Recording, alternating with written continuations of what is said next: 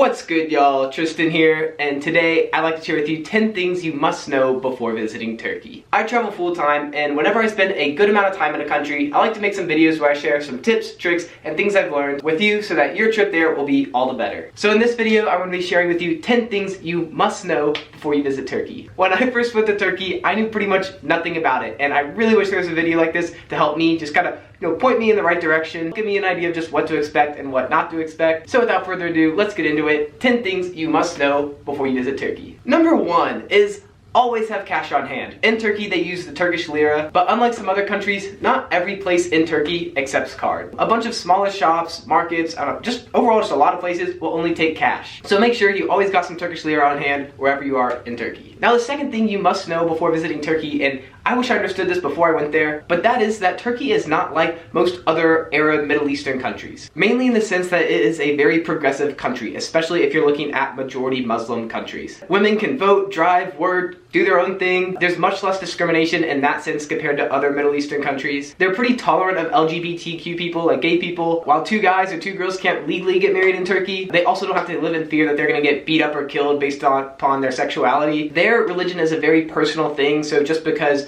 they or you don't agree with someone, don't behave the same way that they're behaving, doesn't mean they're gonna judge you or discriminate against you or anything like that. They're very open-minded about different ways of life. Just because they might not do something one way, doesn't, like, they're totally cool with others doing something a different way. And kind of related to this is number 3, and that is you can wear whatever you want. So many people group Turkey with being like Arabic countries, thinking that, I don't know, maybe, girls have to really cover up, wear a hijab, no skirts, cover your shoulders, that type of stuff. That is not the case at all. The one exception is if you're going into a mosque, then you want to cover your legs, like wear pants, take off your shoes, and if you're a girl, cover your hair. But aside from that, unless if you're going into a mosque, totally free to wear whatever you want. And 4, if you are going from city to city within Turkey, look into taking planes instead of buses. Now this depends on what city you're going to and from, how far apart they are, what the flight options are like, all that type of stuff, but I would strongly recommend to do their night buses or just buses. For example, the first bus I took was from Istanbul to Cappadocia, which is like 12 hours, but I was just thinking, I don't know, it'd be like other night buses I've been on where I just, go to sleep, wake up in the morning, 12 hours later, I'd be in Cappadocia. But oh my god, this was not the case at all. First of all, the bus stopped every like hour and a half, 2 hours to, pick up new people, drop new people off, get gas, get food, this, that, the other. And every time this happened, they would turn all the lights on. We'd be stopped there for like 20 minutes at least. And then once we started going again, the lights would be on for another like 20 minutes. So it was super hard to sleep. And then once I got there, the bus would drop me off at the bus station, but that was still like 20-30 minutes from where I needed to go in Cappadocia. So then I had to wait another hour and a half, pay for this shuttle thing to get me from there to to Garim, where I was going in Cappadocia. And on top of that, so the reason why I did it was because people recommended it to me. I heard good things about it, and it was cheap. It only cost like 14-15 bucks. I had to pay an extra like $3 to go to the from the bus station to the main city. But I had never looked at plane tickets, and I didn't realize how cheap plane tickets were within Turkey. So after taking a couple of buses, I looked into this, and to do like the same distance by plane, it was like $20 to $25. So if you're gonna be going around Turkey, don't assume buses are the best way to get from city to city. You might want to check out planes as well. And they get you there in just a couple hours. Now the 5th thing you need to know before visiting Turkey is expect a lot of very high pressure sales. I've never experienced this level of pushiness and aggression when trying to get people to like buy their stuff. I had people walking out, one time someone like grabbed my arm, they stand in front of you, like, hey, like come to my shop, like blocking your way of walk. When I was at the Hagia Sophia, there was some guy just being super friendly to me, like talking, like I was just trying to like leave him, but he just kept on talking and talking and didn't try selling me a thing. Then he told me he'd wait for me when I got out of the Hagia Sophia on the other side, and I thought he would certainly leave me. I get to the other side,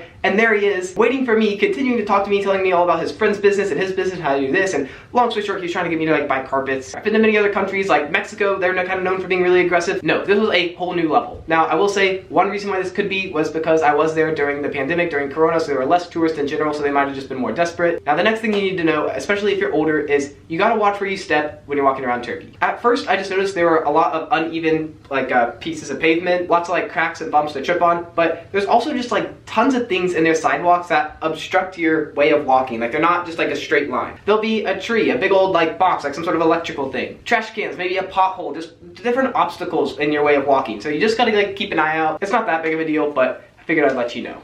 Now, the next one, number 7, is you have to pay for the bathrooms there in Turkey. Not at every bathroom, but like definitely at most bathrooms, you're gonna have to fork over some change. I guess that's another reason why you should always have cash on you, but at the same time, don't hand them like 100 lira bill, like, just a couple lira. And number 8, so they love their tea in Turkey. Like they love it. I've never seen a place love tea as much as they do. And what you need to know to not get any more tea is you take your spoon and put it on top of your teacup. They're gonna be just filling it up, giving you more and more tea, and if you wanna stop and you don't know how to say it, just like put your spoon on top, they won't serve you anymore. And number 9, when you hear this sound,